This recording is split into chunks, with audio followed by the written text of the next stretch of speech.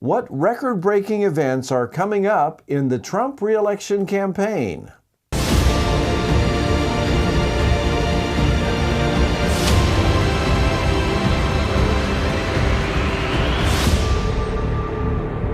Well, friends, welcome to today's edition of the Patriot Network. This is David Schnittger, your co-host for today's program. Thanks for joining us. I'm joined today by my brother Richard, a patriot in the socialist state of California. The purpose of the Patriot Network is to inform, encourage, and motivate you to become part of the over 5 million citizen army of volunteers who are on Team Trump. We want to motivate and inform you to wage an informational and activist crusade for the very survival of our constitutional republic. We're working together to re-elect Donald J. Trump so he can continue to drain the swamp and keep America great. We are also providing information in these podcasts about pro-Trump congressional candidates who will take back the House of Representatives and keep the Senate on the Trump team. So, Richard, welcome back to the Patriot Network. It's great to have you back. I'm glad to be with you, David. Well, we're going to begin by having you remind our listeners. I know many of you are regular listeners to the Patriot Network, and I'd like, Richard, for you to remind our listeners about the Facebook page and YouTube channel that you have created to support Team Trump. The Facebook page is the Patriot Network. Also, I have a YouTube page of the same name, the Patriot Network. It's mostly videos, not a whole lot of articles, but quite a few videos that you won't see on the mainstream media. And I know from viewing your videos, particularly on your YouTube channel, that some of them are quite entertaining. They're not long videos, but they all have a point well worth watching. And I know that you're always posting new videos on the Patriot Network YouTube channel. So folks, I just want to encourage you to go to that channel between programs, and you'll be, I'm sure, informed and entertained by some of the things you'll see there. Well, friends, on today's program, we're going to be talking about two very different issues. On the positive side, we're going to share some very exciting, in fact, record-breaking news about the Trump re-election campaign. And in that regard, at the end of today's program, we have a very special event to announce for all patriots in the vicinity of Sacramento, California. So, our friends in California, stay tuned for that very special announcement about I think an event that you'll be very interested in, possibly even participating in, that's coming up in just a few weeks in the Sacramento, California area. Now, on the negative side, our second topic is that we're going to be talking about the Bolshevik Revolution that has been going on in our country in recent weeks. And if you've been following the news, it appears that the anti-Trump resistance has evolved into the anti-America insurrection movement.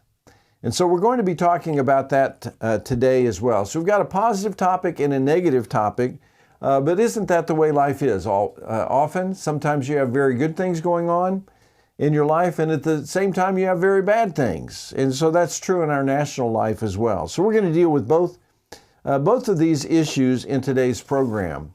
I want to begin by talking about the second issue, which is the Bolshevik revolution. That's what I call it. They call it Black Lives Matter. They are basically the people out in the streets burning and looting, mostly black businesses, by the way, are doing so under the guise of what they call systemic racism. They view America as a very racist country where black people have always and continue to be mistreated, and particularly as it relates to police conduct, police brutality. They say they're being unfairly targeted by police. We want to deal with that statistically and head on in today's program. You know, facts should matter, and so we deal with facts in our program, not religion or feelings. We deal with facts. So let me just share a few facts that relates to this whole issue of racial inequality in America. Just a quick survey. Let's consider U.S. legislation, federal legislation that have been enacted through the years in the area of racial equality? Well, let's think about the 1863 Emancipation Proclamation, issued during the middle of a bloody civil war. We lost almost 700,000 Americans in the battle to free America's slaves. 1863, Emancipation Proclamation by our first Republican president, by the way, Abraham Lincoln. 1865, the 13th Amendment, abolishing slavery. The Civil Rights Act of 1866 and 1871. The KKK and the Civil Rights Act of 1875. In 1870, the 15th Amendment that guaranteed the right to vote for all citizens, including African Americans. Then let's think about some of the more recent legal efforts in establishing a racial equality in the United States. In 1953, President Eisenhower instituted rules eliminating discrimination in government contracting. In 1954, Brown versus Board of Education ended legal racial segregation in America's schools. We had the Civil Rights Act of 1957. We had in 1959, President Eisenhower, another Republican, ordered the desegregation in the D.C. public schools. We had in 1962, Bailey versus Patterson, which ended desegregation in public transportation. We had the Civil Rights Act of 1964. We have the Voting Rights Act of 1965. We have in 1967 a Supreme Court decision that declared state laws that prevented interracial marriage to be unconstitutional. So we have in America's history, though we're a flawed nation, as any nation is, and though we started off with slavery, we very quickly fought a bloody civil war to correct that.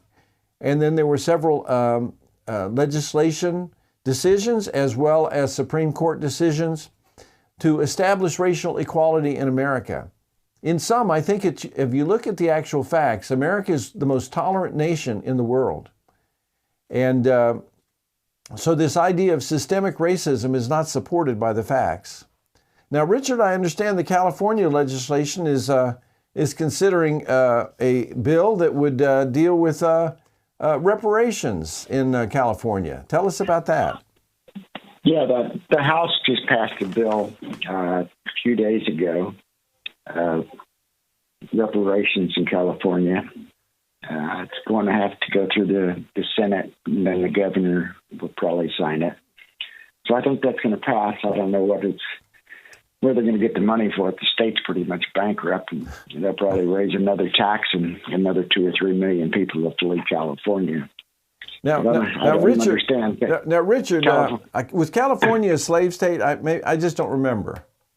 I don't even think it was a state back then. There was only very few, maybe Texas that was west of the Mississippi. So no, California wasn't even in existence at the time. So, but we're going to be taxed for it. We're going to pay reparations here.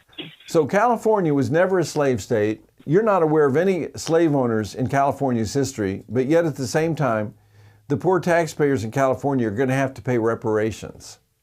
Right. We're going to have to pay that along with... Well, now the state is, they were claiming before the COVID-19, the state had a $8 billion surplus. Now they're claiming that they have a $28 billion deficit, which they're trying to get the rest of the red states to pay for their mistakes and their overspending. Another stimulus to bail out the liberal states.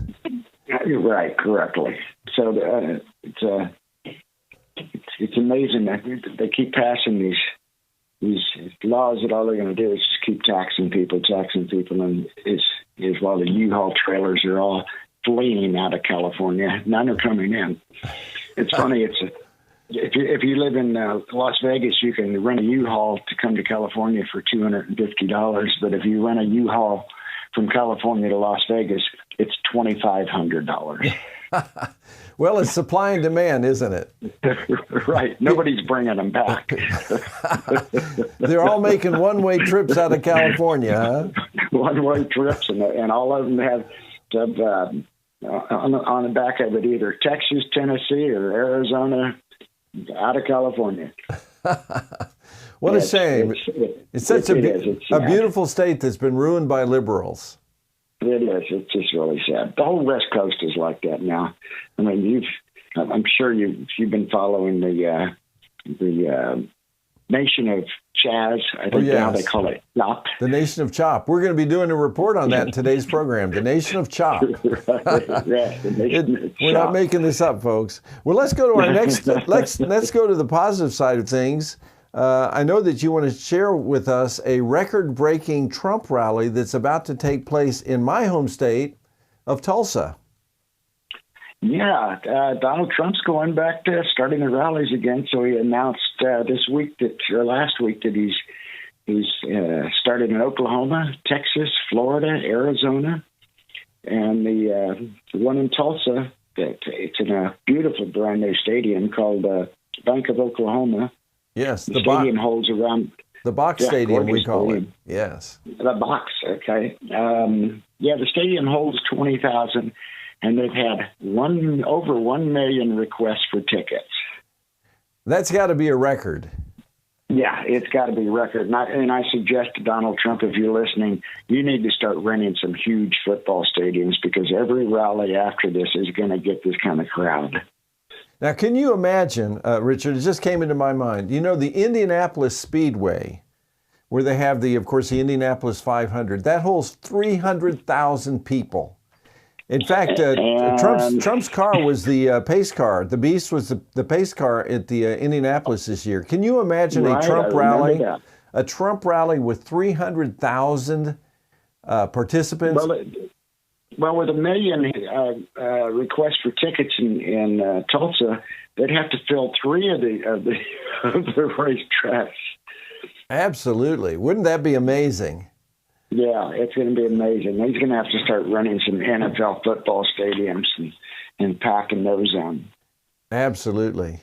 Well, that's encouraging. That, in my opinion, Richard, is the true measure of Donald Trump's popularity. It's not the CNN. It's not the Washington Post editorial page. It's when people are willing to stand in line, sometimes for days. They camp out at these events just to get in. And right. 1 million people. If he had a venue to hold 1 million people, the place would be packed. Oh yeah, and again, poor Joe can't get 25 people in a senior citizens home that are pretty much captive audience. In fact, I saw Joe had a little I don't know what you call it, a little speech today. It had a red flag. It had a flag in the background, but there was no one in the room. It was just him and a camera. And I guess that's about all he can attract anymore. But yeah, I hear that he is booking out the nursing homes in Connecticut. Yeah. Well, it's funny. Whoever's doing his social media, they must be high school kids. Poor old Joe, he doesn't know if he's on camera, if off. There's a few times that he's actually just walked off camera and then comes wandering back again. And it's shocking that I thought, don't air these things. Do you not have an editor to edit this out or do a retake? I mean, he only talks for 3 or 4 minutes at a time. But they go ahead and air these catastrophes. Well, you never know, Richard. Maybe these are the edited tapes. Maybe this is the retake. Best out of the 6 tapes. Yeah, these are the best out of 6. Yeah, you never know. You never know. So, I mean, it's just pathetic. Here we have President Trump drawing 1 million people to rallies, and poor Joe, he can't even fill a nursing home.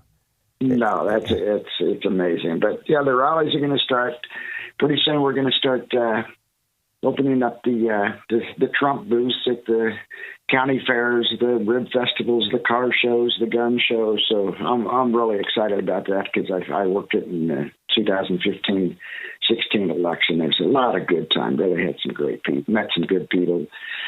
So that's great. Hopefully we can register some new voters and we're going to talk in a couple minutes about a new cell phone app, but we'll save that for a little bit later. Right. That's an exciting development too. I want to go back to this Bolshevik revolution and deal with some of the mistruths that are being told by the media to really stir up African Americans to do crimes even against their own neighborhoods. But one of the things you often hear, Richard, I'm sure you've heard it, and all of our listeners, is the idea of systemic racism by the police against black people. And so I want to deal with that from a statistical and a factual point of view. I have an article that's called Police Killing of Blacks, Do Black Lives Matter? And this article, I will say, by the way, it's by the Washington Post, and it's deceptive, and I want to deal with the deception. Quoting from the article, blacks make up 12% of the population. However, from 2015 to 2019, they accounted for 26.4% of those who were killed by police under all circumstances. In other words, blacks were the victims of the lethal use of force by police at nearly twice their rate in the general population. Now, that's the narrative that you're hearing in the media today, the mainstream media today. But let's dig into that a little bit more, and let's actually, again, deal with facts. And so I took the trouble to do some research. And certainly it is true that blacks make up 12% of the population. But I also then went into the Department of Justice statistical briefing book for actual crimes committed in our country, and I selected 2018, the most recent year that they've compiled totals. And follow this closely, because facts do matter. I have a chart in front of me, and it lists all offenses, in other words, all criminal actions that took place in the United States in 2018. All offenses, 10,310,000. Okay? Now, then they break it down by ethnicity. And blacks committed 2,826,000 of those offenses. Now, I took out my calculator. That means that blacks committed 27% of all the crimes that were reported in the United States in 2018. 27%. That's what my calculator tells me. Now, let's go back to the article by the Washington Post. It said from 2015 to 2019, they, that is blacks or African Americans, accounted for 26.4% of those who were killed by the police under all circumstances. So let's do a summary. Blacks committed 27% of crimes in America, and 26.4% of those who were killed by police under all circumstances were African Americans. That's pretty much equivalent. Blacks committed 27% of the crimes. Blacks were killed by police about 26.4%. So that's what we're not being told, that although blacks make up 12% of the population, they commit about 27% of the crimes in America. Therefore, they have about 27% of the interactions that police have with the population, and the number of those killed by police under all circumstances is about 27%. Now, let me just kind of conclude this. I mean, the statistics don't lie. I have an article by the Washington Post, and I'll just share the headline from the article, which I actually don't have in front of me. But the actual headline basically said there is no systemic racism in America. That the statistics do not prove that black people are killed disproportionate to white people or any other ethnic group in the United States. So that's what the facts indicate. Now, Richard, I believe you had something that you wanted to say in that regard. Well, I saw that this isn't the exact number, but say 11 unarmed blacks were killed last year. But what they're not telling you is maybe they didn't have a gun or a knife, but they were using an automobile as a weapon, and they were then shot by the police. So the numbers that they're throwing out there aren't correct, because there is other weapons that can be used against a police officer besides a gun or a knife. Well, for example, the Atlanta killing that we're hearing so much about, the gentleman was unarmed when they attempted to arrest him, but he stole a taser from a police officer after overpowering both of them, and he was using a taser against him. That could be a lethal weapon. But probably, right. And he committed 5 felonies. 2 felonies for fighting with the cops, 2 felonies for resisting arrest, another felony for stealing the taser from the officer, and then another felony for shooting the taser at the officer. Right. So you can't say that it wasn't a justified shooting. It was justified. Right. I'm sorry it happened. It just seemed to escalate so fast. They spoke with the man for over 20 minutes. Right. And things were very calm until they tried to put the handcuffs on him, and then it exploded. So all the escalation took place on the part of the African American, not on the part of the policeman. No, the police were very polite the whole time. What caused it is he was sitting in line, in the car line in the drive-thru, and passed out. He was so drunk. Right. So Wendy's are the one that called the police. The police didn't just stop by there. Wendy's called the police, asked, woke him up, found out, you're going to have to move the car. You're blocking the line in the drive-thru. Right. And they couldn't let him drive home. Right. He was drunk. How about if they would have let him go and he drove home and killed a family of 5? Yeah. He failed two alcohol assessment tests that were administered. He was plainly drunk, and they were justified in arresting him. It had nothing to do with racial profiling. No, there was no racism at all. It's all brought on by him. The police were very polite, as the video proves, and he escalated it until the shooting. And like I said, I'm sorry it happened. He seemed like a very nice, polite man until they tried to put the handcuffs on him, and he overpowered both of them. Right, he did. All right, well, let's move to the next subject. We're talking again about the Trump campaign, and you were telling me before the program today, Richard, that the Trump campaign has some technology that will be very helpful to people. Tell us about that. Yeah, the Trump campaign, we've been working on this app for quite a while, and it finally came out a few weeks ago. The app is called Trump 2020. You can get it at the App Store, both for iPhone and Android. The app is the best that I've seen. I know Obama had one back in 2016 when he ran, but I'm sorry, in 2008. But this has a 20 to 30 minute daily video update from different people in the Trump campaign. It has all of his rallies listed, everything that Trump is doing in the White House, listed by day. All the information you can imagine. We're also going to use this app as a voter registration, get out to vote. We'll be able to use this app on Election Day to see in real time who has voted, who hasn't, with their name, address, so we can call them up, go by and pick them up, get them to the polls. So it's a very, very sophisticated app, and the app again is called Trump 2020. Great. Now, before we leave the subject of the rallies, I was just reminded that there is an actual website that broadcasts all of the Trump rallies.